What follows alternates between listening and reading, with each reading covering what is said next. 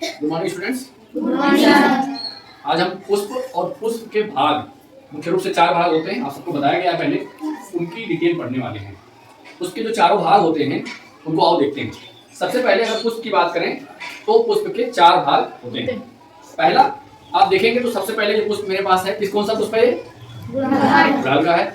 नीचे का ये जो डंठल है, इस डंठल को जिससे हम पुष्प को पकड़े हुए हैं, इसको हम क्या नाम देते हैं, कोई बताएगा? वृंत कहते हैं। एकदम सही बात है, इसे हम वृंत कहते हैं। और ये पुष्प नीचे ये जो गोल गोल संरचना यहाँ पर है, जिस पर ये पुष्प रुका हुआ है, कली अवस्था में जो सुरक्षा देने का काम करता है, जहां पर ये रुका हुआ है, जैसे हम कुर्सी पर बैठे होते हैं, उसे हम क्या नाम देते हैं?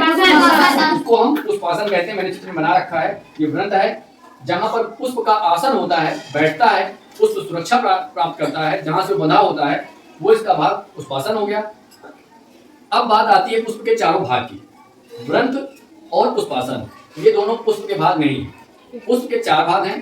पहला भाग, ये जो हरा पत्ती जैसा संरचना नीचे से सपोर्ट का काम कर रहा है, सुरक्षा देने का काम कर रहा है, विशेष रूप से जब कली अवस्था में होता है पुष्प, तब तो नीचे से जो ये हरे कलर की यहाँ पर पत्तियां नीचे से किसी भी पुष्प में होती हैं, उनको हम क्या नाम देते हैं? बाह्य दल कहते हैं। बाह्य दल पुंज या बाह्य दल कहते हैं। बाह्य दल हमेशा हरे रंग की होगी और पुष्प को सुरक्षा देने का काम करता है।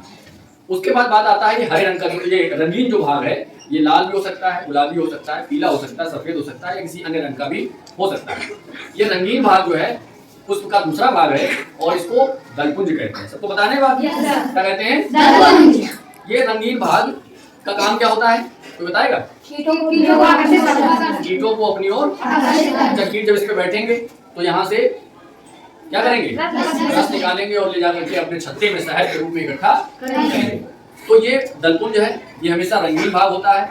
आपने देखा होगा कि रात में जो पुष्प निकलते हैं उनका रंग प्रायः सफेद रंग का होता है, और दिन के समय तो भौरे या जो कीट होते हैं इसके रंग से प्रभावित होते हैं, क्योंकि उजाला होता है, और आसानी से इस पर आकर के बैठते हैं और रस को ग्रहण करते हैं, रस को चूसते हैं।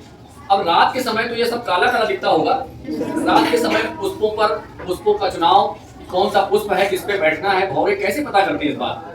तो रात के समय भौरे उन्हीं पुष्पों पर बैठते हैं जिनमें खुशबू होती है। यानी कुछ पुष्प जो रात के समय निकलते हैं, रात के समय जो पुष्प निकलते हैं उनमें सुगंध होती है विशेष प्रकार की। उन्हीं सुगंध को सूंघते हुए भौरे या कीट उन पर बैठते हैं और वहां से रस निकालते हैं, है ना?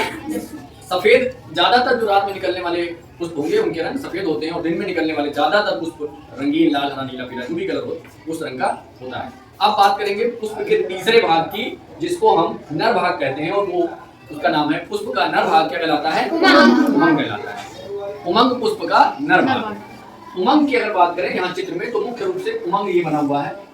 नीचे एक डंठल जैसी संरचना होती है और ऊपर गोल गोल सा स्ट्रक्चर होता है।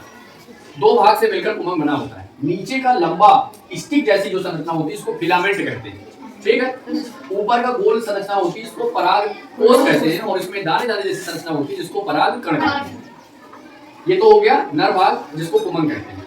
अब पुष्प के चौथे भाग की बात करेंगे, और पुष्प का चौथा भाग क्या कहलाता है? जायांग कहलाता है। सबको समझ आ रही है बात? जायांग के मुख्य रूप से 3 भाग होते हैं। सुराही जैसा संरचना होती है जायांग की, लंबे नेक वाली, एक गर्दन लंबी होती है, और यहाँ पर नीचे की तरफ यहाँ पर एक संरचना होती है जिसको अंडाशय कहते हैं। यहाँ पर वर्टिका, और सबसे ऊपर की तरफ वर्टिका होता है। नीचे की तरफ ये 3 भाग से मिलकर मादा भाग बना होता है। नीचे की तरफ यहाँ पर अंडाशय है, ये वर्टिका है जो लंबी गर्दन जैसी है, और सबसे अंत का भाग, ऊपर का वर्टिका का सबसे आगे का भाग, लास्ट पोर्शन वर्टिका कहलाता है। अंडा